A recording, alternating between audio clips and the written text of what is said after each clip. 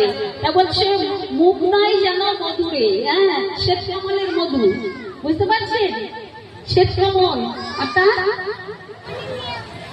কমল কাকে বলে? রাধে রাধে। পদ্ম ফুলের মধু, সাদা পদ্মের মধু।